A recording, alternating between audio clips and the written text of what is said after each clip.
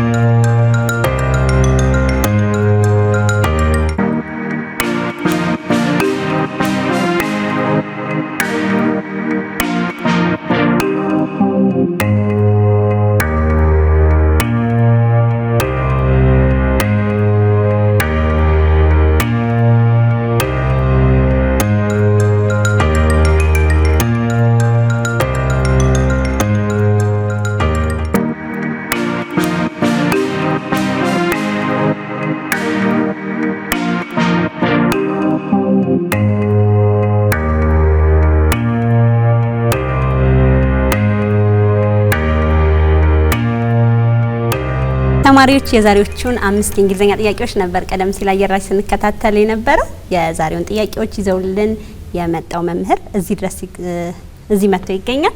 ስለዚህ እንግዳችን እንተዋወቀው። በቅድሚያ ትውልድን የመቅረጽ ኃላፊነት በትምህርት ቤት ብቻ የተገደበ አይደለም ብለህ እዚህ ድረስ ጥሪያችንን አክብረህ ስለመጣ እጅግ በጣም አድርገን እናመሰግናለን። እኔም ይሄን እድል ስላመቻቻችሁልኝ አመሰግናለሁ። መምህር እስቲ ራስህን ለልጆች አስተዋውቅልን። እሺ፣ እኔ መምህር ወንደሰን እባላለሁ። እንግሊዘኛ ቋንቋ ነው ማስተምረው በዋነኝነት። በተጨማሪ ደግሞ የስልጠናዎችን ሰጣለሁ። በተለይ እዚህ ከአይምሮ ጋር የልጆችን አይምሮ የሚያሳድጉ ስልጠናዎችን ሰጣለሁ። ስለዚህ የትምህርት ዝግጅቴ ደግሞ የመጀመሪያ ዲግሪ በቋንቋ አለኝ፣ በእንግሊዘኛ ቋንቋ። እንደገና በማኔጅመንት ሌላ ዲግሪ አለኝ። በተጨማሪ ደግሞ የማስተርስ ዲግሪ በኤዱኬሽናል ሊደርሺፕ አለኝ። በትምህርት ላይ ደግሞ ኦልሞስት ከ15 አመት በላይ ሰርቻለሁ ማለት ነው። አጠር ባለ መልኩ ይመስላል። በጣም ጥሩ። ስለዚህ ረጅም ጊዜ ነው። 15 አመት ቀላል የሚባል አይደለም አይደል? አንድ ልጅ ትምህርት ጀምሮ ኦልሞስት ወደ መጨረሱ እየሄደበት ያለበት ሁኔታ ላይ ነው። ጥሩ ያው እንደነገርከን የእንግሊዘኛ ትምህርት ነው የምታስተምረው።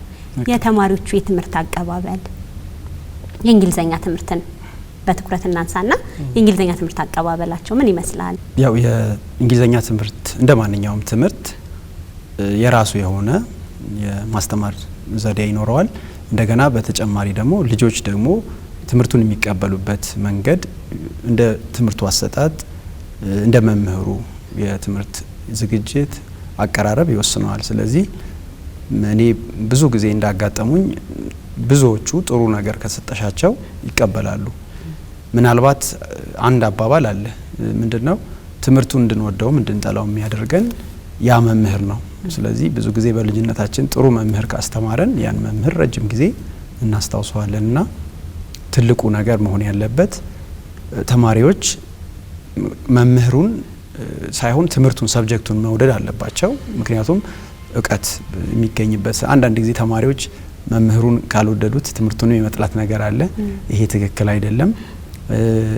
ሁለተኛ ደግሞ መምህሩም ደግሞ አንዳንድ ጊዜ በቃ ተማሪዎች እንዲወዱት መስራት አለበት። ለምን የፈለገ ትምህርቱ ቆንጆ እንኳን ቢሆን አሰጣጡ ተማሪዎቹ ለልጁ ወይ ለመምህሩ ፍቅር ከሌላቸው አቀባበሉን ደግሞ የሚጎዳበት ሁኔታ ይኖራል። ስለዚህ ሁለቱንም ባላንስ አድርገን መምህሩም ልጆቹ ጋር ያለውን ግንኙነት መልካም እንዲሆን ጥሩ እውቀት መስጠት አለበት። እነሱም ደግሞ እንዲወዱት ጥረት ማድረግ አለበት። አቀራረቡን ቆንጆ ማድረግ አለበት። ተማሪዎቹ ደግሞ ለትምህርቱ ያላቸውን ፍላጎት ደግሞ ጥረታቸውን እያዳበሩ ሲሄዱ መምህሩም ደግሞ የበለጠ እንዲተጋ ያደርጉታል። ስለዚህ በሁለት በኩል ነው ማየው ማለት ነው። እኔም ሀሳቡን እጋራዋለሁ። አለ ተማሪዎች መምህሩን ሲወዱት ትምህርቱንም የመውደድ ነገር መምህሩ ቅር ሲላቸው ደግሞ ትምህርቱንም የመጥላት ያ መሆን የለበትም። በእርግጥ ምክንያቱም እነሱ ተማሪዎች ትምህርት ቤት የሚሄዱበት ዋናው ዓላማ ለመማር ነው፣ እውቀት ለመገብየት ነው። ስለዚህ በተቻላቸው መጠን እነሱ ሄደው ቤት ማንበብ መቻል አለባቸው። እዚህ ጋር የመምህርነት ትልቅ ኃላፊነትንም ነው እያየንበት ያለ ነው። ምክንያቱም መምህር እውቀት ብቻ ሳይሆን ሊኖረው የሚገባው የትምህርት አሰጣጥ አይደለ? ልጆች በምን መልኩ ሊረዱት ይችላሉ ብሎ ልጆችን አንደርስታንድ አድርጎ ትግስት ይፈልጋል። ልጆችን መረዳት ይጠይቃል። ከዛ ደግሞ ለልጆች በሚሆን መልኩ ትምህርት መስጠት። አሁን አንዳንዴ ተማሪዎች ትንሽ ቅር የሚሰኙበት መምህር ምን አይነት መምህር ነው? በእውቀት በጣም ጎበዝ ይሆንና የትምህርት አሰጣጥ ላይ ግን ብቁ ያልሆነ ሲሆን ተማሪዎች ቅር ይሰኛሉ። ግን ያም ቢሆን ግን ልጆች ማድረግ ያለባቸው እነሱ ትኩረት ማድረግ የነሱ አላማ ምን እንደሆነ ማወቅና ትምህርቱ ላይ በደንብ ትኩረት አድርገው የተቻላቸውን ክፍል ተምረው ከዛ በተጨማሪ ደግሞ የተለያዩ አጋዥ መጻሕፍትን በማንበብ ራሳቸውን በእውቀት ማበልጸግ ይኖርባቸዋል። ይህን ካነሳን አይቀር እንደው የትምህርት የማስተማር ስነ ዘዴ ተማሪዎች እንዲቀበሉ አንተስ የምታደርገው ምንድነው? ምን ይመስላል? እንያው እስቲ። እንግዲህ ያው ዘመኑ የቴክኖሎጂ ዘመን ነው እንደዚህ እንደምታውቂውና ቴክኖሎጂ የራሱም አድቫንቴጅም ወይም ጥቅምም ጉዳትም ይኖረዋል። ስለዚህ ያው ሁሉን ነገር በጥቅሙም እንደምናየው በጉዳትም በኩል ቢኖረውም ሞር ደግሞ እኛ ቴክኖሎጂን አሁን ላይ በፊት አስታውሳለሁ የድሮ መምህሮቻችን እኛን ሲያስተምሩ ቲቺንግ ኤድ ወይ ደግሞ የትምህርት መርጃ መሳሪያዎችን ለማዘጋጀት ፔዳጎጂ ሩም ሂደው በጣም በረጅም ሰዓት ነበር ፈጅተው አንድን ቻርት ወይም አንድን ፒክቸር የሚያዘጋጁት። እሱም ደግሞ ፐርፌክት አይሆንም። አሁን ላይ ግን በጣም በቀላሉ ኢንተርኔት ላይም ብትፈልጊ ታገኛለሽ፣ ስዕሎች፣ ቪዲዮዎች እና ይሄንን ነገር በቀላሉ ማግኘት ይቻላል። ስለዚህ ይሄንን እንግዲህ ጥረት ይፈልጋል፣ ግን በቀላሉ አክሰስ ማድረግ ይቻላል ማለት ነው። ስለዚህ እንዳልኩሽ ነው በዚህ ዘመን ጥሩ ዝግጅት ማድረግ ይፈልጋል። ስለዚህ ጥሩ ዝግጅት ስንል ምንድነው? አንደኛ ሌሰኑን ከማስተማራችን በፊት ቀደም ብለን በደንብ ጊዜ ሰጥተን 45 ደቂቃ ከሆነ እኛ 2 ሰዓት 3 ሰዓት በደንብ መዘጋጀት ይጠበቅብናል። አስፈላጊ የሆኑ መርጃ መሳሪያዎችን ማንበብ ያለብንን ማቴሪያሎችን በደንብ አዘጋጅተን ምንገባ ከሆነ ልጆቹ ደግሞ ያንን ሰብጀክት በጣም ኢንትረስትድ ሆነው ወይም ደግሞ በፍላጎት ይከታተሉታል። ስለዚህ ያው የትልቅ ወይም የጥሩ መምህር ጥሩ ኳሊቲ የሚባለው ጥሩ ዝግጅት ነው። ቅድመ ዝግጅት ላይ ጥሩ ዝግጅት። አዎ። ስለዚህ ማንኛውም መምህር ከተዘጋጀና ያው ለልጆቹ ጥሩ ነገር ይዞ መግባት የሚችል ከሆነ ልጆቹ ሰብጀክቱንም ይወዱታል። እሱም ደግሞ የሚፈልገው መልእክት አስተላልፎ ጥሩ ነገር ከልጆቹ ደስተኛ ሆኖ ይወጣል ማለት ነው። ስለዚህ ትልቁ ነገር ቅድመ ዝግጅቱ ነው።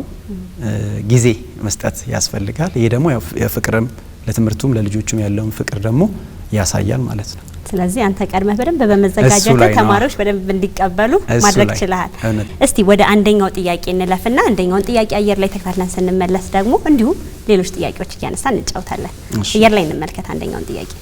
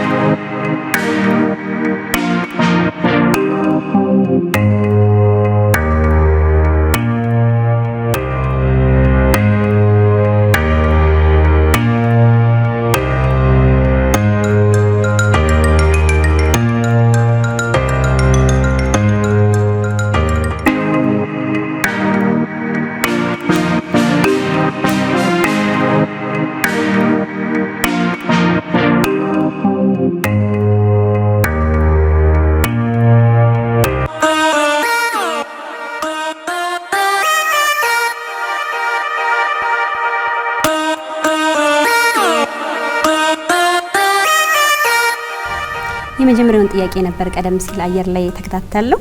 መስመር ላይ ስልክ እንዳለ ተነግሮናል። ሄሎ ማን እንበል? ኤፍራታ እባላለሁ። ኤፍራታ ድምጽሽን ትንሽ ጨመር አድርጊልን። ኤፍራታ እንዴት ነሽ? ሄሎ ሄሎ ኤፍራታ እባላለሁ። ኤፍራታ ከየት ነው የምትደውይልን? ከዚንጀር። እስቲ ትንሽ ድምጽሽ ግን ቀንሷል። ከየት ነው የምትደውይልን? ከዚንጀር ፋብሪካ። እሺ ኤፍራታ የዛሬዎቹን ጥያቄዎች እንዴት አየሻቸው?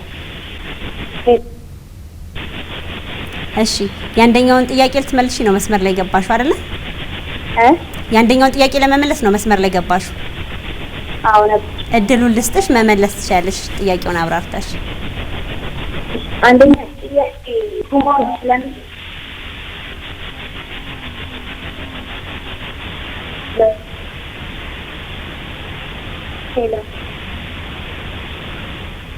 ሄሎ ኤፍራታ ኤፍራታ ቲቪ ያለ አጠገብሽ? ምናልባት ለዛ ይሆን መደማመጥ በደንብ ያልቻለው? እርሻ አጠገብሽ ቴሌቪዥን ካለ ድምጹን ማጥፋት ይኖርብሻል። እሺ አው ካለዛ በደንብ መደማመጥ አንችልም። እስቲ አጥፊው ድምጹ። አንደኛው ጥያቄ ቱሞሮ ይላል። ቱሞሮ እና ትርጉም የሚያሳየው ፊውቸር ነው። ስለዚህ አንደኛው መልስ የሚሆነው ይላያል። ስለዚህ አንደኛው መልስ ቢ ነው አይደለ? አዎ በትክክል መልሰሻል ኤፍራታ። ደውለሽ ስለተሳተፍሽ እጅግ በጣም አድርገን እናመሰግናለን። እሺ መልካም ቀን። ሰላም ሁኑ። ኤፍራታ በቀጥታ የመስመር ስልካችን ገብታ አግኝተናታል። የአንደኛው መልስ በትክክል መልሰዋለች። ብዙ ብናወራት ደስ ይለ ነበር ግን ድምጿ ትንሽ ራቅ ብሏልና ብዙ መደማመጥ ስላልቻለን ነው ቶሎ ወደ ጥያቄው የመራዋት። መምህር ተጨማሪ ማብራሪያ ደግሞ ካንተ ልጠብቅ። ኦኬ እንግዲህ የጥያቄው የኮንዲሽናል ጥያቄ ነው። ኮንዲሽናል ደግሞ አራት አይነት የኮንዲሽናል አይነቶች አሉ። ከዛ ውስጥ ፈርስት ኮንዲሽን የሚባለው የኮንዲሽናል አይነት ነውና ምናልባት ዲቴይሎቹን ለማየት ያህል የመጀመሪያው እንግዲህ ጥያቄው የሚለው if it rains tomorrow we dash the match ነው የሚለው ጥያቄው። ስለዚህ የመጀመሪያው ኤ ካንስል ነው የሚለው። ኤ ካንስል የማይሆንበት ምክንያት ኤ ቪ1 ወይም ቤዝ ፎርም እንለዋለን። ስለዚህ ቤዝ ፎርም ደግሞ በኮንዲሽናሉ ላይ መጠቀም አንችልም። ስለዚህ ፕሬዘንት ሲምፕል ስለሆነ የመጀመሪያው ኢፍ ፕላስ ፕሬዘንት ሲምፕል ስለሆነ እዛ ላይ መጠቀም የምንችለው ቪ1 ልጠቀም አንችልም፣ ወይም ደግሞ ቨርብ 1 ወይም ቤዝ 1 መጠቀም አንችልም። ስለዚህ ኤ አይሆንም ማለት ነው። ሁለተኛው ላይ ስንመጣ ዊል ካንስል ነው። ይሄ ደግሞ ትክክል ነው። ምንድነው በኮንዲሽናል ጊዜ ፎርሙላው የፈርስት ኮንዲሽናል ላይ ኢፍ ሲደመር ፕሬዘንት ሲምፕል ፕላስ ዊል ፕላስ ቤዝ ቨርብ ነው። ስለዚህ በዛ መሰረት መልሱ ላይ እንደምትመለከቱት ዊል እና ካንስል አለ። ስለዚህ ዊል ፕላስ ቤዝ ፎርም ስለሆነ መልሱ ቢ ይሆናል። ምናልባት እዚህ ላይ ለማሳየት ያህል ኢፍ ኢት ሬንስ ቱሞሮ ይሄ ፕሬዘንት ሲምፕል ነው ጥያቄው ማለት ነው። ስለዚህ ወይ ደግሞ ኮንዲሽኑ ኮንዲሽን ማለት አንድ ነገር ከሆነ አንድ ነገር ከተሟላ ይሄ ነገር ከተሟላ ይሄ ነገር ይሆናል ማለት ነው። ኮንዲሽን በአማርኛ ጥሩ ቃል አለ እንደውም ሁኔታ ማለት ነው። ሁኔታው ከተሟላ ይሆናል ምነው ነው አጠቃላይ ኮንዲሽናል ክሎዞች የሚያሳዩት። ስለዚህ ኮንዲሽኑ ምንድነው የሚዘንብ ከሆነ ነገ እኛ አንሄድም ወይም ደግሞ ማቹን እንሰርዘዋለን። ስለዚህ ይሄ የመጀመሪያ ፈርስት ኮንዲሽናል ላይ ምንድነው ሲምፕል ፕሬዘንት ቴንስ ሲደመር ምንድነው የምናደርገው ቤዝ ፎርም ያስፈልጋል። ዊል ፕላስ ቤዝ ፎርም ስለሆነ በዚህ መሰረት ትክክለኛው መልስ ቢ ነው የሚሆነው። ካንስል የሚሆነው አይሆንም። ለምን ፓስት ቴንስ ነው የሚሆነው። ስለዚህ ፓስት ቴንስ ስለሆነ ፓስት ቴንስ ልንጠቀም አንችልም ማለት ነው። ሃቭ ካንስልድ ደግሞ ይሄ ፐርፌክት ቴንስ ነው። ፐርፌክት ቴንስ ደግሞ አይሆንም ማለት ነው። ስለዚህ ፈርስት ኮንዲሽናል ነው። ፈርስት ኮንዲሽናል ደግሞ ሲምፕል ፕሬዘንት ቴንስ ሲደመር ዊል ሲደመር ቤዝ ፎርም ነው። ስለዚህ በትክክል መልሰዋለች ማለት ነው። ስለዚህ ኤፍራታ በትክክል መልሰዋለች ማለት ነው። ጥሩ። እኔ ላነሳ የነበረው ጥያቄ ትውልዱን ከመደበኛው ክላስህ ከማስተማር ውጪ በምን አይነት መልኩ ታግዛቸዋለህ የሚለው ነበር ጥያቄ። አንተ ቀድሜ ያነሳው ነገር አለ። ያው ቀደም ስለሱ ማውራት ይችላል። አንዳንድ ትምህርት ቤቶች ላይ ያው በግልም ስልጠናዎች ስለምሰጥ የመንግስትም የግሎችም ያውቁኛል። ብዙ የሚያውቁኝ ተማሪዎች ይኖራሉ ብዬ ስለማስብ ነውና ምንድነው እንደ ፓሽንም ነው። ፓሽን ማለት አማርኛ ቃሉ ጥሩ ነው ፍቅር ወይም ደግሞ ጠንካራ ያለ ፍቅር ብለን ልንፈታው እንችላለን። ምናልባት አማርኛ ስለሆነ ኢንተርቪው እየሰጠን ያለ ነው። ስለዚህ ምንድነው ሀሳቡ ማንኛውንም ነገር ስንሰራ በፍቅር ከሆነ ያ የምንሰራው ነገር ውጤታማ ያደርገናል ብዬ አምናለሁ። ስለዚህ ምንድነው ስልጠና የሚለው ቃል ያው እንዴት እንደተጀመረው እኔ ከሪዲንግ ጋር ወይ ከንባብ ጋር የተገናኘ ነፃ ስልጠናዎችን ሰጥ ነበርና የተለያዩ የመንግስት ትምህርት ቤቶች ላይ ይሄድኩኝና ብዙ ቦታዎች ላይ ጥሩ ተቀባይነት ነበረው እና ያንን ሀሳብ ይዤ ከተለያዩ ሰዎች ጋር ሳወራ ጥሩ ነገር ጥሩ ሰፖርት ተገኘና ከዛ በኋላ የግል ትምህርት ቤቶች ላይም እንዲሁም ደግሞ ሴንተር በማዕከልም ደረጃ እያደረግን መስራት ጀመርን። እንግዲህ ንባብ ሁልጊዜ በንባብ ላይ ትኩረት አደርጋለሁኝ። ምናልባት የመመረቂያ ጽሁፌንም የማስተር ሴን የሰራሁት ከንባብ ጋር ነው የሰራሁትና እንድነው ትውልዱ ብዙ ጊዜ አያነብም እንላለን አይደለ? አዎ አያነብም እንላለን። ግን ትውልዱ ላይ ደግሞ የማንፈርድበት ብዙ ሪዝን አለ። ቴክኖሎጂው አለ። ሁለተኛ ደግሞ አንዳንድ ጊዜ ብዙ ጊዜ ካልቸሩ ነው የለም ብለን የምናስበው ወይ የንባብ ባህሉ ነው። እኔ ደግሞ የንባብ ክህሎቱ የለም ብዬ ነው ማምነውና የንባብ ክህሎቱ ደግሞ እንዲፈጠር ሁለቱም ያስፈልጋሉ። ባህሉም ያስፈልጋል፣ ክህሎቱም ያስፈልጋል። ስለዚህ ስልጠናዎች ስንል ምንድነው ልጆች የንባብ ፍቅር እንዲኖራቸው ምክንያቱም ዓለም ላይ እንግዲህ የምታያቸው ትልቅ ሀገራት አሁን ብዙ ጊዜ ተጠቃሽ አሜሪካ ነች አይደለ? ስለ አሜሪካ ብዙ ጊዜ ይነሳልና እኔ የአሜሪካ ስልጣኔ ትልቁ ሚስጥር ንባብ ነው ብዬ ማምነው። ብዙዎቻችን ምን ያህል እንደምንረዳው አላውቅም። ግን ምናልባት አሁን ኢትዮጵያ ውስጥ ያለን ትልቅ ላይብረሪ የሚባለው እዚህ 4 ኪሎ ያለው ይመስለኛል።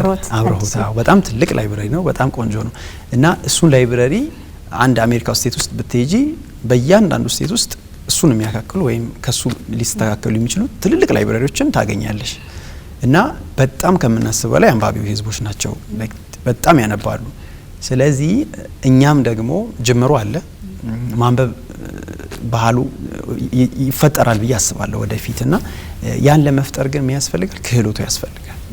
ስለዚህ ክህሎቱ ደግሞ የሚዳብረው ያው እንዳልኩሽ በተለያየ ቦታ ስለምመለከት መጀመሪያ እንዴት እንደሚነበብ ማወቅ አለባቸው። ስለዚህ እዛ ላይ ከሰራን ልጆቹ ማያነቡበት ምንም ምክንያት የለምና ስልጠናው አንደኛ ከንባብ ክህሎት ጋር የተገናኘ ስልጠናዎች አሉ። ሁለተኛ ደግሞ ልጆች አንዳንድ ጊዜ ፍላጎታቸውን እንግዲህ ዘመኑም አሁን ላይ እኔ ለምሳሌ ልጄን ሳሳድግ የዛሬ 10 አመት ወይ 12 አመት ምንድነው መሆን የሚፈልገው የሚለውን ከልጅነቱ ገና ከ5 አመት ወይም ከ6 አመት ጀምሮ ታለንቱን በማየት በማጥናት አለ ራሱን የቻለ ስራ አለና የተሰርቶ የልጁ ፊውቸር ወይ እንደ የወደፊት ህልሙ እንዲታወቅ ይደረጋል። ስለዚህ በዛ መሰረት ወደፊት የሚደርስበትን ነገር ከወዲሁ ካወቅ ነው የሚያስፈልገውን ነገር እኔ አሁን አንዳንድ ጊዜ እንደዚሁ በመናሰለጥን ሰዓት እናገኝና ይሄ ልጅ ሳይኮሎጂስት ይሆናል ብለን እንገምታለን። ይሄ ልጅ ደግሞ የማቴማቲሻን ይሆናል እና ምናልባት አንድ ገጠመኝ ቅድም ጠይቀሽኝ ነበር በኋላ ላይ እናነሳዋለን እና እንዳልኩሽ ነው ምንድነው ያው የልጁን ክህሎት ከልጅነት ማወቅ ያለውን በሚያደርጋቸው በሚያከናውናቸው ነገር ሁኔታ አለ ራሱን የቻለ ሳይንስ አለና እሱንም ደግሞ ስልጠናው ያካትታል። ከዛ ውጪ ደግሞ አይምሮ የማስታወስ ነገር ብዙዎቻችን ሜሞሪያችን ፎከስ ማድረግ ለምሳሌ ኢቭን ለትልልቅ ሰው ለህፃናት ለትልልቅ ሰው አንድ ነገር ፎከስ አድርጎ የመስራት ድክመት አለብን አይደል ሁላችንም ግን አንድ ነገር ውጤታማ ለመሆን በቃ ፎከስ አድርገን በትኩረት መስራት ያስፈልጋልና እነዚህ አይነት ስልጠናዎች አሉና እነዚህን ስልጠናዎች ለልጆች እንሰጣለን ፎከስ ሪዲንግ በሚል ነበር ማከለ ማለት ፎከስ ሪደርስ ነበርና አሁንም ፎከስ አለ ኦሬዲ እየሰራውበት ነው ያለውት አሁን ፎከስ ማይንድ አካዳሚ በሚል ልጆች ላይ አይምሮአቸውን የሚያሳድጉ ስልጠናዎችን እንሰጣለሁኝ ማለት ነው አው ከአመታት በፊት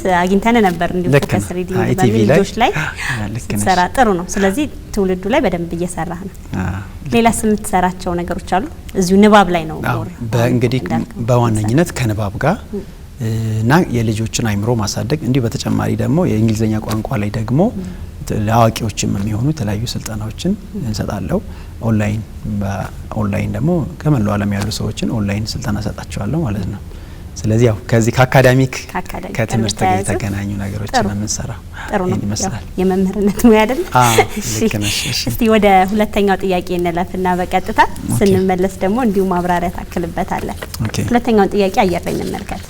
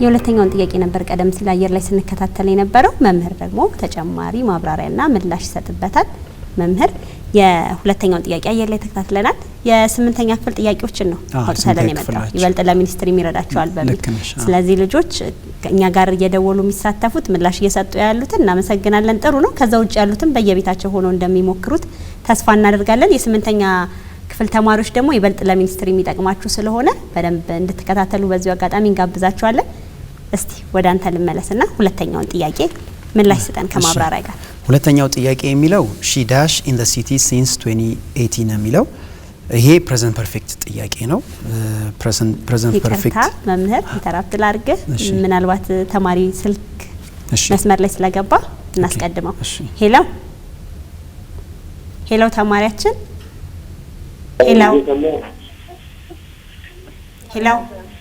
ሄሎ ማን እንበል በቅድሚያ ግን አጠገብ ቴሌቪዥን ካለ ድምጹን ማጥፋት ይኖርብሃል አጠገብ ያለውን ቴሌቪዥን ድምጽ አጥፋና አጠፋው እሺ ያው አጠገባችሁ ቴሌቪዥን ካለ መደማመጥ ስለማንችል ነው እሺ ጥሩ አሁን ድምጽን ጮክ ታረግና ትነግረናለህ እስቲ እንተዋወቀ ማን እንበል ኬት ነው መለሰ ኬት ነው የምትደውልልን ጥሩ እሺ የስንተኛ ክፍል ተማሪ ነህ መለሰ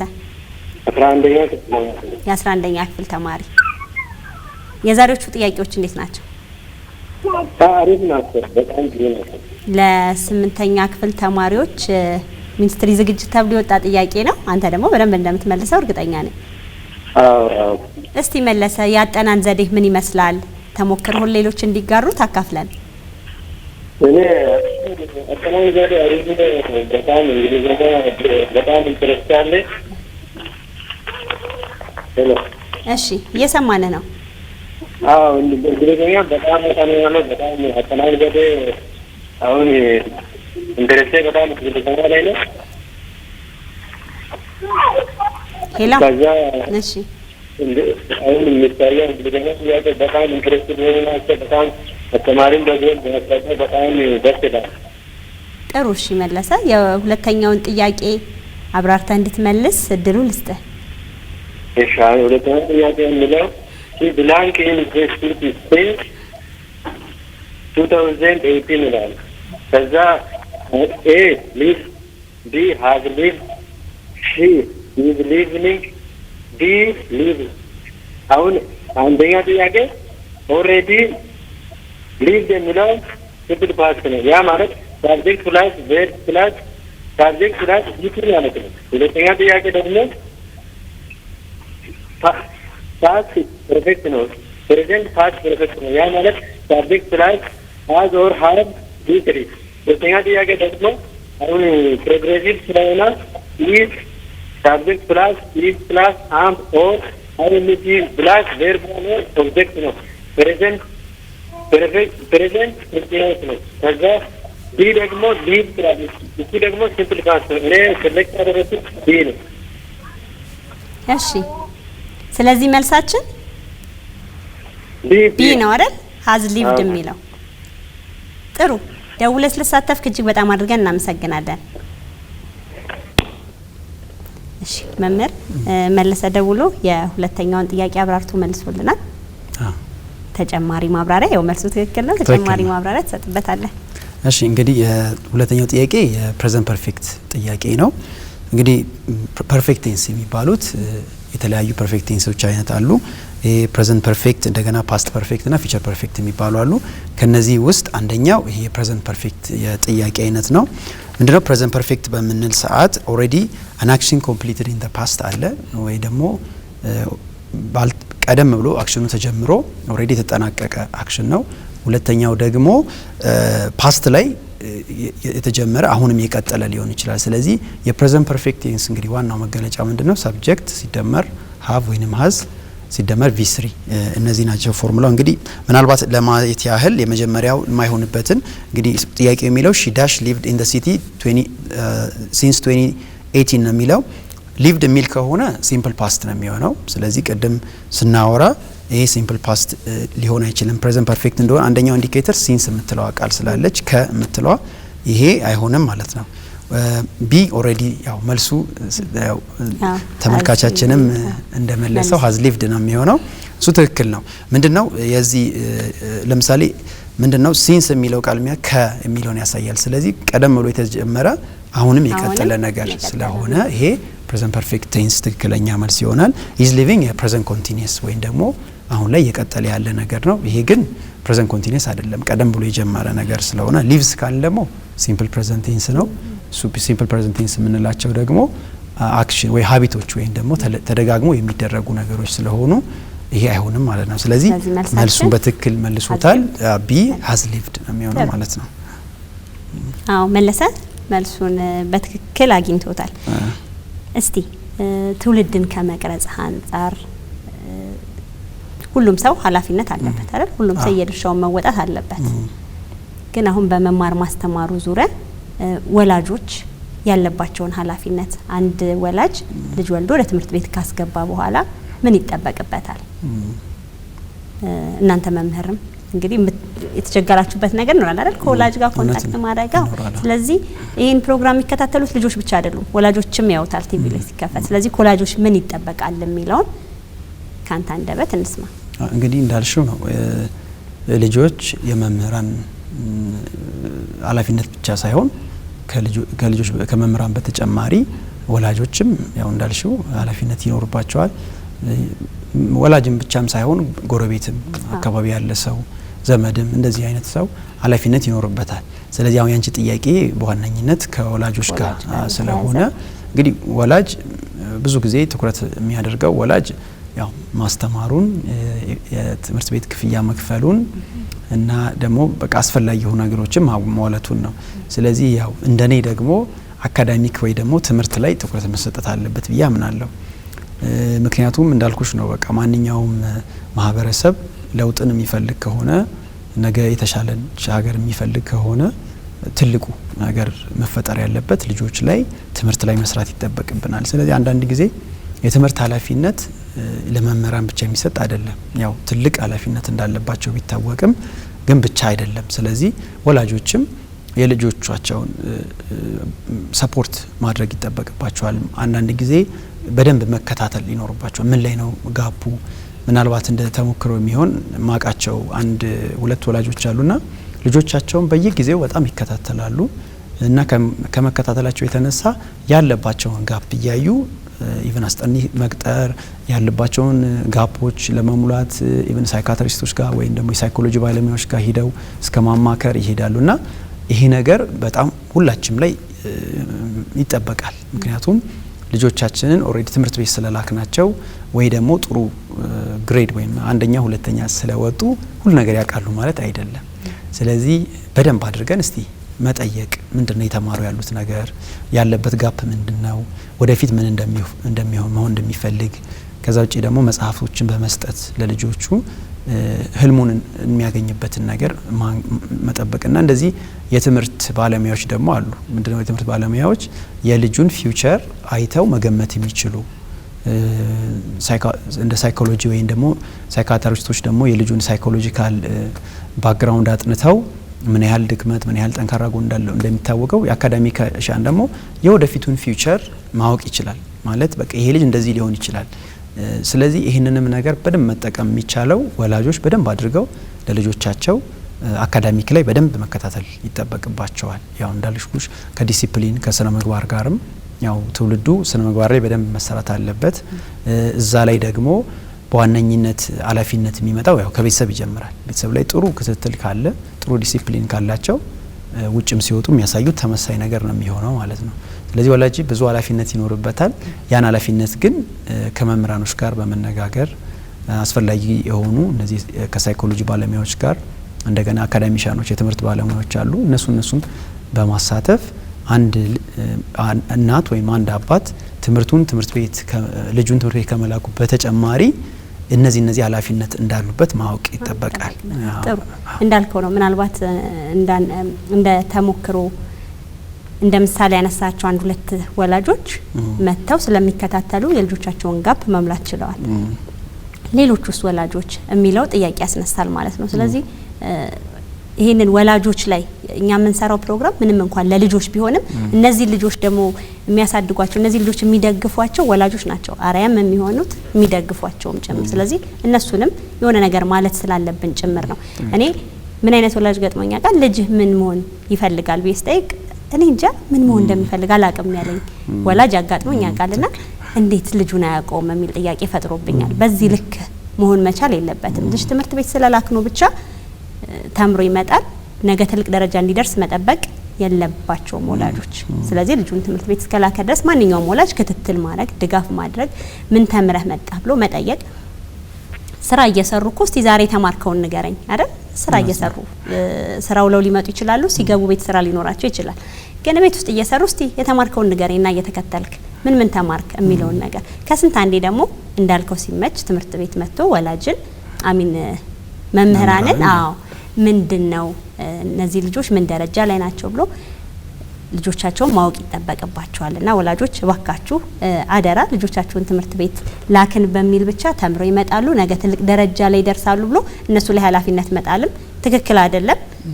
ክትትልና ድጋፍ የወላጅ ያስፈልጋቸዋል ማለት ነው። ጥሩ መምህር፣ እስቲ ወደ ሶስተኛው ጥያቄ በቀጥታ እንለፍ። ሶስተኛው ጥያቄ አየር ላይ ተከታትለን ስንመለስ ደግሞ እንዲሁ ማብራሪያ ተሰጥበታል።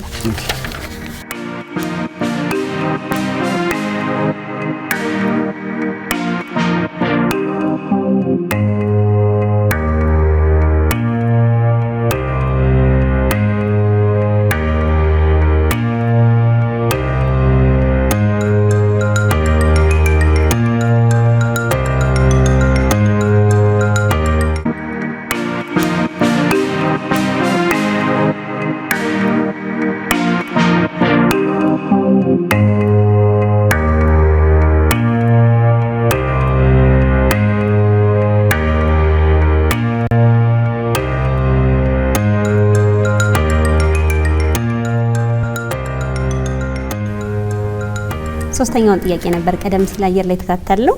መስመር ላይ ስልክ እንዳለ ተነግሮናል። ሄሎ ማን እንበል? ሄሎ አቤኔዘር አማኑኤል እባላለሁ። አቤኔዘር አማኑኤል። አማኑኤል ኬት ነው? ከወላይታ ነው የምደውለው። ወላይታ በቅርቡ መተን ነበር።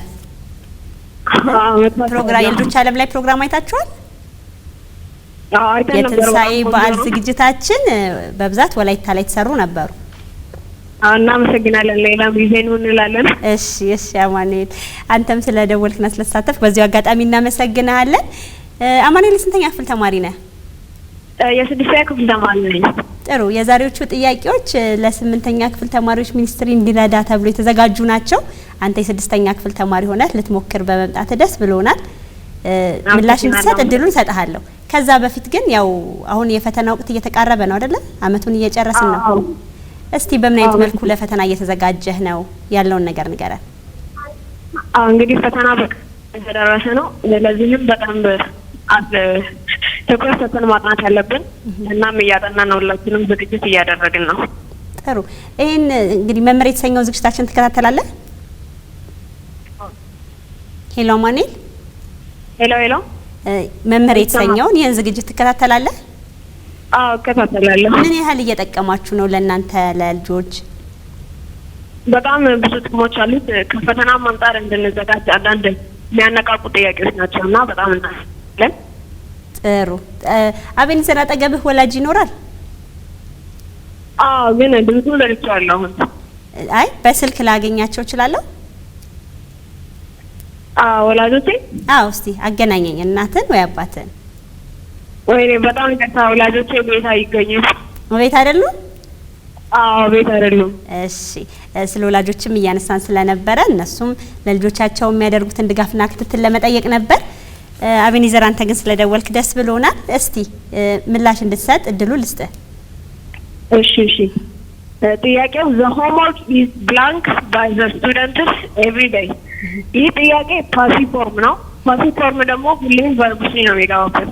ስለዚህ እዚህ ላይ ደግሞ ቨርብ ስሪ ተደርጎበት የምናየው ሁለት ምርጫዎች አሉ፣ አርደን እና ኢዝደን። ግን ጥያቄው ሆምወርክ የሚለው አንድ ሲንጉላር ፎርምን ስለሚገልጽ አዝ የሚለውን መጠቀም አንችልም። ስለዚህ መልሱ ምን ነው የሚሆነው? ስለዚህ መልሳችን ሲ ኢዝ ደን። ጥሩ፣ በትክክል መልሰዋል አቤኔዘር። እስቲ ወላጆች ባይኖሩም ግን አንተ ልጠይቅህ፣ ወላጆች ምን አይነት ድጋፍ ያደርጉልሃል? ወላጆች ብዙ ድል ያመቻቹልኝ። ተምረህ ስትመጣ ምን ተማርክ ይሉሃል፣ ያስረዱሃል? በትክክል። ስለዚህ ጥሩ ክትትልና ድጋፍ አለ እናንተ ቤት? በጣም ድጋፍ አድርጎልኝ።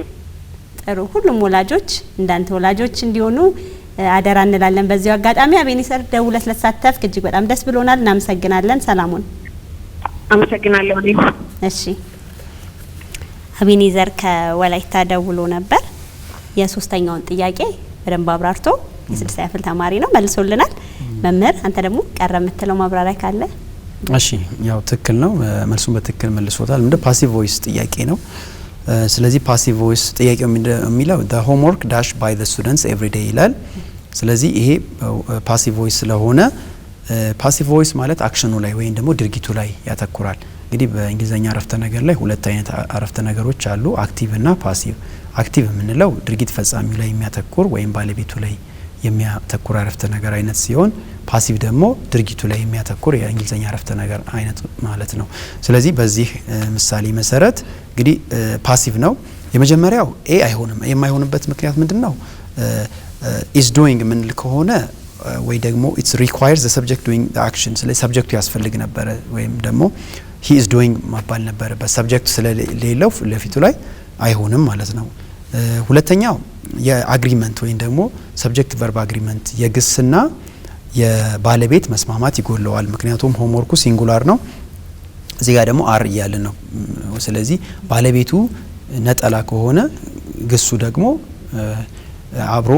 አብሮ መሄድ አለበት። ስለዚህ አብሮ አይሄድም ማለት ነው። ስለዚህ አርደን አይሆንም ማለት ነው። እንግዲህ ስለዚህ በምንመጣ ሰዓት ትክክለኛው መልስ ነው ያው ተመልካቻችንም እንደመለሰው ፓሲቭ ቮይስ ነው። ስለዚህ ፓሲቭ ቮይስ ደግሞ ለመመስረት ቢ ወይንም ኢዝ ወይንም አር ሲደመር ፓስት ፓርቲሲፕል ነው። ስለዚህ በዚህ መሰረት ኢዝ ደን ትክክለኛ መልስ ይሆናል ማለት ነው። ደን የማይሆንበት ኢንኮምፕሊት ወይም ያልተሟላ ነው። መልስ ይሆን ነበረ ግን ኢዝ ስለሌለው ወይ ቢ ስላልሞላው ኢንኮምፕሊት ወይ ያልተሟላ ምላሽ ይሆናል ማለት ነው። ስለዚህ ኢት ኢዝ ፓስት ፓርቲሲፕል ነው። ነገር ግን አንድ ነገር ሄልፒንግ ቨርብ ያንሰዋል። ስለዚህ በፎርሙላው መሰረት በምንሄድ ሰዓት ቢ ስለሚጎለው መልሱ አይሆንም ማለት ነው። ስለዚህ በዚህ መሰረት ሶስተኛው ጥያቄ በትክክል መልሶታል። ሲ ኢዝ ደን ይሆናል ማለት ነው። ጥሩ መምህር እስቲ ቅድም የተውናትን ገጠመኝ እናንሳ። እሺ ያው ጥሩ ነው።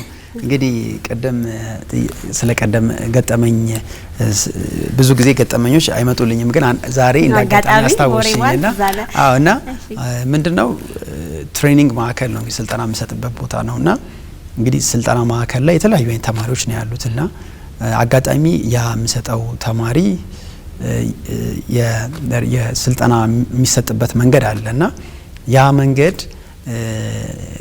ኖርማል ስፔሻል ኒድ ተማሪ ነው ልጁ። ስፔሻል ኒድ ማለት ልዩ ፍላጎት የምንላቸው ተማሪዎች አሉና እንደ ማንኛውም ተማሪ ማንኛውም ስልጠና ይወስዳል ልጁ።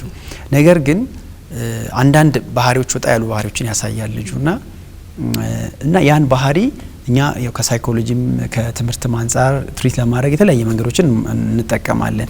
ግን የሚገርምሽ ከኛ ልጁ ከአሰልጣኞቻችን መካከል ኦልሞስት በዛን ሰዓት ከ5-6 አሰልጣኞች ነበሩ ከሱ ጋር አብረው የሚሆኑና አንዱ ልጅ በጣም ጊፍትድ ነው። ምንድነው ጊፍቱ? የሰውን ሳይኮሎጂ የመረዳት ጊፍት አለውና ምንድነው በጣም ይከታተለዋል ልጁንና ሲከታተለው ልጁ ምን እንደሚወድ ምን እንደሚጠላ ያገኘዋል ማለት ነው። አብሮ የሚሰልጣኝ ነውና እና ምንድነው ያ ልጅ የማይወዳቸው ነገሮች አሉ እና እነዛ ነገሮች ሊስት አድርጎ አመጣልና ይሄን አይወድም ይሄን እንደዚህ ስንለው እንደዚህ ይሆናልና ከዛ በኋላ እንግዲህ ተማሪ ነው በሱ ደረጃ እንዴት አድርጎ ኢቭን ከከለር አንፃር ምን አይነት ከለር አይወድም ከድምጽ አንፃር ምን አይነት ድምጽ አይወድም ምን ሲባል አይወድም የሚለውን ዲያግኖስ አድርጎ መጨረሻ ላይ አንድ ቃል አመጣ እና ልጁ እንዳጋጣሚ ሆኖ አይዞህ ሲባል በጣም ደስ ይለዋል። ለካ አይዞህ ምናምን የሚባል ነገር ይወደዋልና አይዞህ ሲባል ሪላክስ ያደርጋል ይረጋጋል ምናምንና አንዳንዴ ሳናስበው ነው እሱ እንዴት ነው ያንን አጋጣሚ ያገኘው የሆነ ቀን ሳያስበው አይዞህ ይለዋል ልጁን ጸጥ ይላል ይረጋጋልና አይዞህ በቃ ይሄን ትችላለህ ምናምን ከዛ በኋላ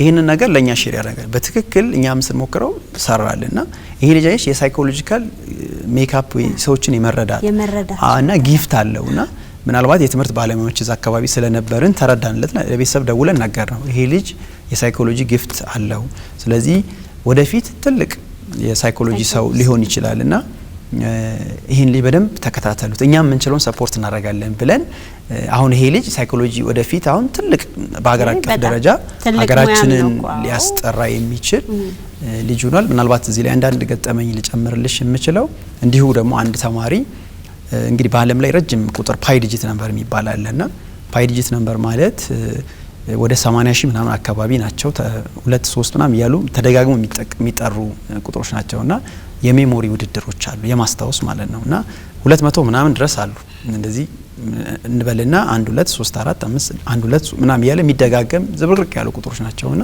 እንዲህ ስልጠና እየሰጠን ተለያዩ ልጆች እንሰጣለንና እነዛ ልጆች ኦልሞስት ከ2 ሳምንት ከ3 ሳምንት በላይ ስልጠና የወሰዱ ናቸውና ሞክረውት በጣም ያስቸገራቸው ነው። አንድ ልጅ ደግሞ ድንገት አየችውና ጧት ከሰዓት በኋላ ሰተናት ኔክስት ዴይ ተገናኘ ነው ስንገናኝ ሙሉን ቁጥር ጨርሰዋለች 200 ምናምን ዲጂት ነው ምናልባት የፓይ ዲጂት ነበር የሚያውቁ ተማሪዎች ሊያውቁ ይችላሉና ተደጋጋሚነት ያላቸው ቁጥሮች ናቸውና አንዱን ከተሳሳትሽ አታገኙ እንግዲህ 200 ሰዎችን ደርድሪና ለ200 ሰዎች ቁጥር ስጫቸው ቁጥር የተለያየ ቁጥር ማይገናኝ ማለት ነው 1 2 5 9 1 2 3 አይነት እሱን ማላስታውሰችውና እቺ ልጅ አሁን በደንብ ስልጠና ቢሰጣት ትልቅ የሜሞሪ ጊፍት አላት ልጅ ነችና ይሄን ነው እንግዲህ ይሄ አጋጣሚ ካልሽው አንፃር ነውና እንደዚህ አይነት በስራ አጋጣሚዎች ይኖራሉና ትንሽ ይሄ አይዞህን የሚለው አጋጣሚ አራሳውምና በጣም ልጆችን ቀርቦ መረዳት ያለው ይሄንን ነው እነሱ ነው። ስለዚህ እንግዲህ እናንተ የድርሻችሁን እየተወጣችሁ ነው ወላጆች ደግሞ እዚህ ጋር ትኩረት ያድርጉበት። ወደ አራተኛው ጥያቄ እንለፍ መምህር በቀጥታ አራተኛው ጥያቄ አየር ላይ ተካተል እንመለስ።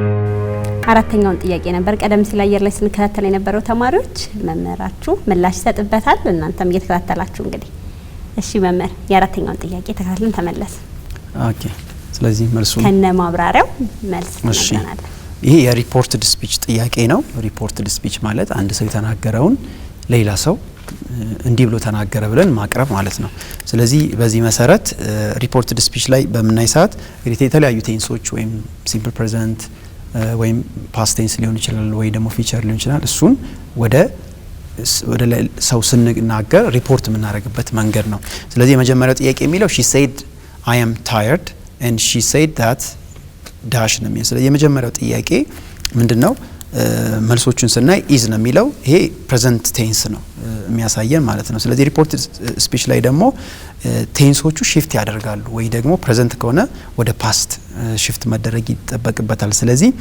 unless it's a permanent truth ወይ ደግሞ ሁሉ ጊዜ እውነት የሆኑ ነገር ካልሆነ በስተቀር ቴንሱ shift መደረግ አለበት ስለዚህ እዚህ ጋር ደግሞ ራሱን የተቀመጠው ፕሬዘንት ቴንስ ነው ሪፖርትም ሲሆን ፕሬዘንት ቴንስ ደግሞ መሆን አይችልም ስለዚህ ኤ መሆን አይችልም ማለት ነው ሁለተኛው በምንመለከት ሰዓት ወዝ ነው የሚለው ይሄ ትክክል ነው ምክንያቱም ኢዝ እንግዲህ በፕሬዘንት ከነበረ ቴንሱ shift ስለሚያደርግ ወዝ መሆን አለበት ስለዚህ መልሱ ትክክለኛው መልሱ ቢ ነው የሚሆነው ስለዚህ ይሄ ዳይሬክት ስፒች ወይም becomes was ወደ ሪፖርት ሲቀየር was መሆን አለበት ማለት ነው ስለዚህ I am tired የሚለው she said she was tired ተብሎ አላፊ ሆኖ መሰራት ይኖርበታል ዌር ሲ ላይ በምንመለከት ሰዓት ዌር ነው ዌር ደግሞ ችግሩ ምንድነው ባለቤቱ ሲንጉላር ሆኖ ሳለ እዛ ላይ ደግሞ ስናበዛው ቴንሱ ጊዜው ነው እንጂ ወይም ወደ ብዙ ቁጥር አይቀየርም እዚህ ጋር ግን ተቀየረ ስለዚህ በዚህ ምክንያት መልሱ አይሆንም ማለት ነው የአግሪመንት ወይም ደግሞ የባለቤትና የግስ ሰብጀክት ቨርብ አግሪመንት የምንለው በእንግሊዘኛ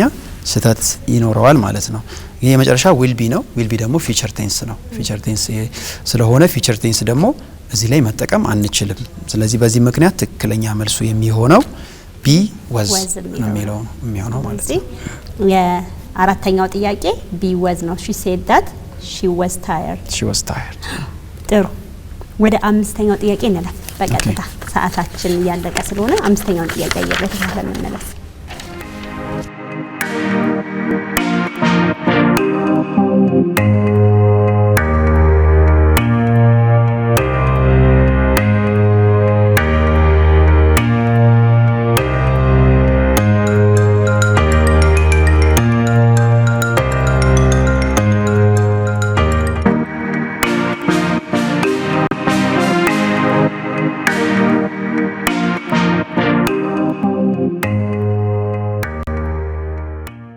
የመጨረሻውን የእንግሊዘኛ ጥያቄ ነው ቀደም ሲል አየር ላይ ስትከታተሉ የነበረ መምህራችን እንዲሁ ጥያቄውን ከነ ማብራሪያው መልስ ይሰጥበታል ተከታተሉ መምህር እሺ አምስተኛውን ጥያቄ ነው ቀደም ሲል አየር ላይ ተመለከት ነው መልስ ከመስጠት በፊት ግን የተሻለች ሀገር እንድትኖረን ግን እንዳንተ ምን ላይ ቢሰራ ጥሩ ነው ትላለክ ያው እንግዲህ እኔ ንባብ ላይ አተኩራለሁ ንባብ ላይ ነው ብዙ የማተኩረው ምንድነው የዓለምን ታሪክን በምንመለከት ሰዓት ለምሳሌ አሜሪካኖች ናቸው እንግዲህ አሁን ላይ በዓለም በስልጣኔ ቁንጮ የሚባሉትና የዛሬ 80 አመት አካባቢ ነው የአሜሪካ ስልጣኔ ኦልሞስት ከዜሮ እንዲነሳና በጣም ከፍተኛ ደረጃ እንዲደርስ የተደረገውና ያ ምንድነው የትምህርት አሰጣጣቸው በጣም ወድቆ ነበር የዛሬ 80 አመት አካባቢ ማለት ነውና ከዛ ምን አደረጉ አጠኑ በደንብ ሲያጠኑ የትምህርታቸው የውድቀቱ መነሻ የነበረው የንባብ ላይ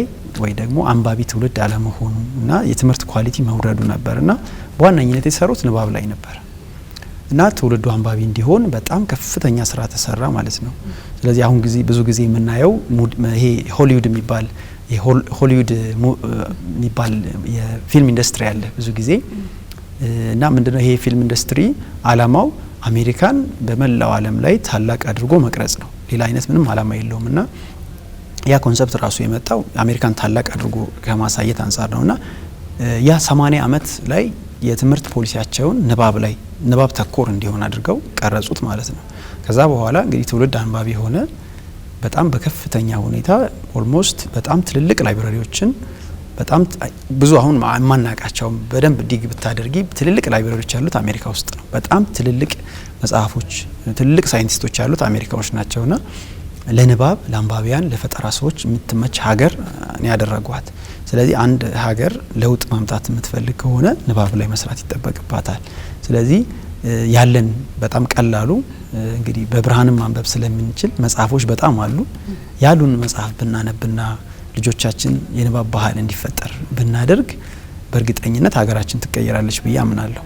ስለዚህ ከሁሉም በላይ መቅደም ያለበት ህዝቡ ወይም ትውልዳችን እንዲያነብ ማድረግ ነውና ምናልባት ብዙ ጊዜ ተደጋግሞ የሚነገር አለ። ጎረቤታችን ኬንያ በየሳምንቱ የሚታተሙ ወይም በየቀኑ የሚታተሙ ጋዜጦች መጽሔቶች አሉና በቀን እስከ 100,000 በሳምንት እስከ ሚሊዮን ኮፒ ድረስ ይሸጣሉ እና ይሄ ማለት ምን ያህል አንባቢ እንደሆኑ ነውና ኢኮኖሚያቸውንም ስታይ የሚያድግበት ሌላ ምስጥር የለውምና አንዳንድ ጊዜ በእጅ የያዙት ወርቅ የሚባል ነገር አለና ትውልዳችን እንዲያነብ እናንተንም እከታተላለሁ የቲቪ ቴሌቪዥን የልጆች ዓለም ሌሎችንም ከልጆች ላይ የሚሰሩ ኢትዮጲስ አይነት እንዲሁም የተለያዩ ኢቢኤስ ላይ የሚሰሩ ስራዎች አሉና ጥሩ ነው።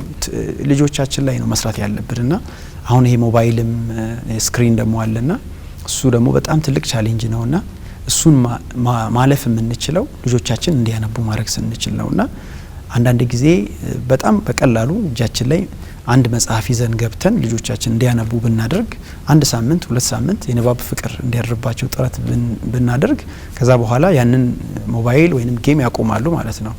እነዚህ ልጆች ለወደፊት የኢትዮጵያ ተስፋ የሚሆኑት እነዚህ ልጆች ናቸውና ስለዚህ ሌላ ምንም ነገር እንደ ትምህርት ባለሙያም እንደ ዓለምም ተሞክሮ የምንረዳው ህዝቡ እንዲያነብ ሁላችንም ያው እኛ ማሪያ ስለሆነ ማለት ነው። ስለዚህ እዛ ላይ ከሰራን ትውልዱ ነገ የተሻለች ኢትዮጵያ ትኖራለች ብዬ አምናለሁ። ጥሩ ነገር ነው ያገኘነው። ብዙ ጊዜ በተደጋጋሚ ያነሳዋል። ምክንያቱም የተሻለ ነገር እንዲኖረን ስለምፈልግ ሁሉም ሰው ምን ቢኖር የሚል ነገር አለ። እንግዲህ የሚመለከታቸው አካል ደግሞ ከሁሉም ጋር ወስደው እዛ ላይ በደንብ እንዲሰራ የተቻላቸውን ያደርጋሉ ብዬ አምናለሁ። ወደ ጥያቄያችን እንመለሳለን። አምስተኛውን ጥያቄ አብራርታት መልስልኝ። እሺ የአምስተኛው ጥያቄ የሲምፕል ፕሬዘንት ቴንስ ጥያቄ ነው። ሲምፕል ፕሬዘንት ቴንስ እንግዲህ ብዙ ጊዜ የምንጠቀመው ኦልሞስት በእንግሊዘኛ ቋንቋ ላይ መሰረታዊ ከሚባሉ ቴንሶች መካከል አንደኛው ነው።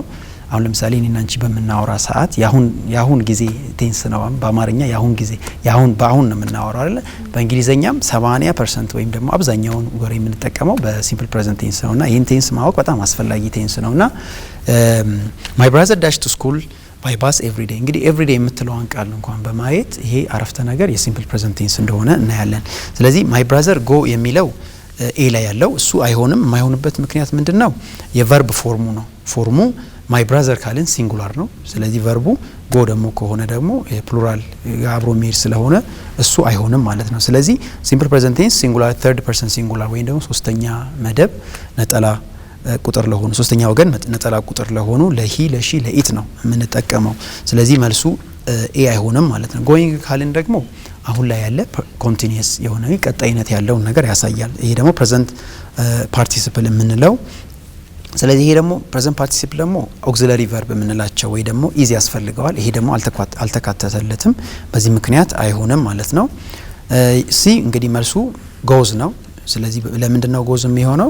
ያው ቅድም እንዳልነው ኤስ መውሰድ አለበት ወይም ደግሞ ቨርቡ ኤስ መውሰድ ይኖርበታል። ስለዚህ ማይ ብራዘር ካልን ሶስተኛ ወገን ወይ ነጠላ ቁጥር ሂ ሺ ኢት ከምንለው ሰርድ ፐርሰን ሲንጉላር ስለሆነ በዛ ምክንያት ኤስ ይወስዳል። ስለዚህ ጎዝ ይሆናል ማለት ነው መልሱ። አምስተኛ ዲ ያላያየ ነው ፕሬዘንት ኮንቲኒየስ ኢዝ ጎይንግ አይሆንም። ምክንያቱም የጥያቄው ሴንቴንስ ዋዝ አባውት ዋት ሃፕኒንግ ናው ኖት አ ዴይሊ ሩቲን ወይ ደግሞ ዴይሊ ሩቲን አይደለም። ስለዚህ ምንድነው አሁን ይሄ ዴይሊ ሩቲን ነው፣ ይሄኛው ግን ኮንቲኒየስ ወይም ቀጣይነት ያለው ነገር ነው። ስለዚህ በዚህ ምክንያት መልሱ ጎዝ ነው የሚሆነው። ሲ ነው ማለት ነው። አዎ ሲ መልሳችን። ስለዚህ የአምስተኛው ጥያቄ ተማሪዎች ሲ ጎዝ የሚለው ነው የሚሆነው ማለት ነው። ጥሩ ጥያቄዎቻችንን ጨርሰናል። በስተመጨረሻ ቀረ የምትለው ማስተላለፍ የምትፈልገው መልእክት ካለ እድሉ ልስጥ።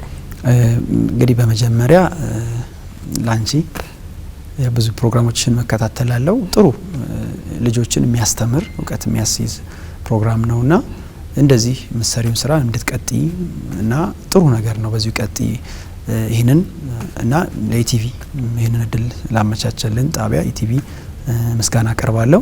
በመቀጠል ቀረብ የማስበው ምናልባት ያው አካዳሚክ ትምህርት ላይ ነው በብዛት ያተኮር ነው እስካሁን ምናልባት የትምህርታዊ ነገር ስለሆነ ግን ያው በባህሪም ዙሪያ ምናልባት ደግሞ ወደፊት ደግሞ ከባህሪ አንፃር መሰራት ያለባቸው ነገሮች ደግሞ ወደፊት እናንተ እዛ ላይም ደግሞ በተሰሩ ምክንያቱም ትውልዱ በትምህርት ብቻ ሳይሆን ባህሪም ላይ ደግሞ ጋፖች ወይ ክፍተቶች ስለሚኖሩ እዛ ላይ በተሰሩ ጥሩ ነው ብዬ አስባለሁ። በተረፈ እንዳጠቃላይ ጣቢያችሁ ጥሩ ጥረት እያደረገ ነው ያለው። እንግዲህ የበለጠ ደግሞ ወደፊት ብዙ ለልጆች የሚጠቅሙ ነገሮችን ኤክስፔክት ወይ ጠብቃለሁኝ። ይሄ ድል ስለተሰጠኝ ከልብ አመሰግናለሁ። ጥሩ እሺ። እንግዲህ ያው ለልጆች የሚሆኑ ቻናሎች ጥቂት ናቸው ሀገራችን ላይ ያሉት በጣት የሚቆጠሩ ከዛ ውስጥ አንዱ ነው የልጆች ዓለም ቻናል። እንግዲህ እኛም እንደተባለው በሁሉም መልክ ለልጆች የሚሆኑ ፕሮግራሞችን እያዘጋጀን ነው የምንገኘው። ስለነበረ ምስጋና ደግሞ እኛም እናመሰግናለን ማለት ነው እየተከታተልከንም ስለሆነ ጭምር። ጥሩ መምህር እንግዲህ እዚህ ድረስ ጥሪያችንን አክብረ እንዳልኩ ትውልድን የመቅረጽ ኃላፊነት በየትኛውም ቦታ ከተዘጋጀ ፈቃደኛ ነኝ ብለህ ስለመጣ እጅግ በጣም አድርገን አመስግነን የልጆች ዓለም ቻናል ይሄን ምስክር ወረቀት አዘጋጅቷል። አመሰግናለሁ። እሺ በጣም እናመሰግናለን። እኔ አመሰግናለሁ። ልጆች የዛሬው መምህር የተሰኘው ዝግጅታችን የተከታተላችሁትን ይመስል ነበረ። በቀጥታ ስርጭት ለአንድ ሰዓት ያክል ከእናንተ ጋር ቆይታ አደረግን። ማክሰኞ ዕለት ደግሞ የዝግጅት ከ11 ሰዓት ጀምሮ እስከ 12 ሰዓት የሚደገም ይሆናል። ከማክሰኞ በኋላ ደግሞ ዩቲዩብ ቻናላችን ላይ ብትገቡ ታገኙታላችሁ ማለት ነው። እስካሁን አብራችሁን ቆይታ ስላደረጋችሁ እጅግ በጣም አድርገን እናመሰግናለን። መልካም ጊዜ